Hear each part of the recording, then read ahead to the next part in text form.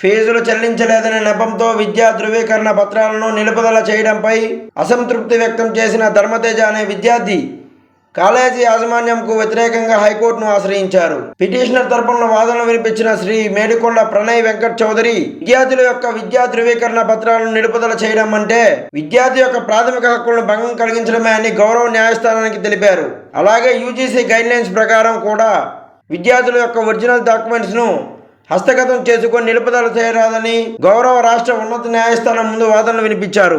ఇరుపక్షాల వాదనలు విన్న గౌరవ రాష్ట్ర ఉన్నత న్యాయస్థానం విద్యార్థి యొక్క ఒరిజినల్ విద్యా ధృవపత్రాలను కాలేజీ యాజమాన్యం నిలుపుదల చేయరాదని పేర్కొంటూ 4 వారాలలో పిటిషనర్ యొక్క ఒరిజినల్ విద్యా ధృవపత్రాలను విడుదల చేయవలసిందిగా ఆదేశాలు జారీ చేశారు. ఎటువంటి కారణాలు చేతనైనా కానీ అసలు ఎటువంటి సర్కమ్స్టాన్సెస్లో కానీ విద్యార్థుల యొక్క ఒరిజినల్ ఎడ్యుకేషన్ సర్టిఫికేట్స్ని కాలేజీ యాజమాన్యం వారు రిటైన్ చేయకూడదు, విత్హోల్డ్ చేయకూడదు అని చెప్పేసి సెటిల్డ్లా ఉంది.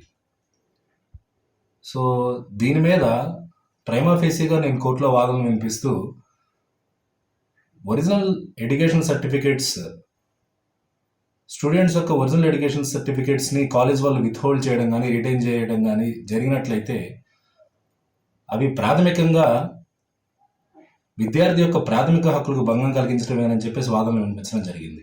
అలాగే విద్యార్థుల యొక్క ఒరిజినల్ ఎడ్యుకేషన్ సర్టిఫికేట్స్ని విత్హోల్డ్ చేయడం అనేది UGC guidelines notification in the year of 2018కి కూడా వాళ్ళ గైడ్లైన్స్కి విరుద్ధంగా ఉండడం జరిగిందని చెప్పేసి కూడా కోర్టు వారి దృష్టికి తెలియజేయడం అయినది. సో ఈ విధంగా ప్రైమా ఫేసీగా కోర్టు వారు సాటిస్ఫై అయ్యి విద్యార్థుల యొక్క ఒరిజినల్ ఎడ్యుకేషన్ సర్టిఫికేట్స్ని విత్హోల్డ్ చేయడం కానీ కాలేజ్ యాజమాన్యం రిటైన్ చేయడం కానీ అది ఎటువంటి గ్రౌండ్ అయినా సరే, అది ఎటువంటి సర్కమ్స్టాన్స్ అయినా సరే అలా విత్హోల్డ్ చేయడం రిటైన్ చేయడం అనేది సరైన పద్ధతి కాదు అని చెప్పేసి తీర్పు ఇవ్వడం జరిగింది. సో అయితే ఇప్పుడు ముఖ్యంగా ఈ కేసు విషయానికి వస్తే పిటిషనర్ యొక్క ఒరిజినల్ ధృవపత్రాలను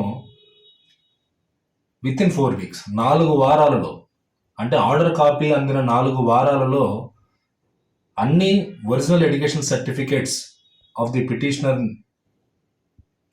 తిరిగిచ్చేయాల్సిందిగా కాలేజీ యాజమాన్యాన్ని హైకోర్టు వారు ఆదేశించడం జరిగింది.